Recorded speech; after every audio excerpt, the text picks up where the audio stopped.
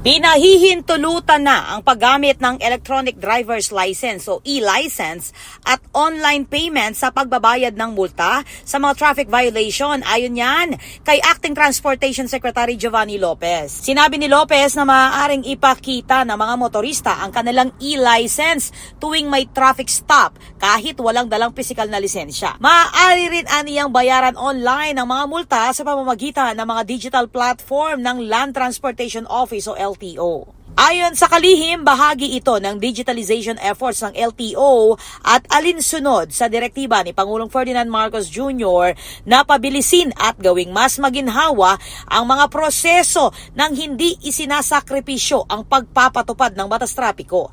Ipinaliwanag ni Lopez na ma-access ang e-driver's license sa pamamagitan ng Land Transportation Management System o LTMS portal at sapat na itong patunay sa pagiging lisensyadong motorista kapag hinuli ng traffic enforcer.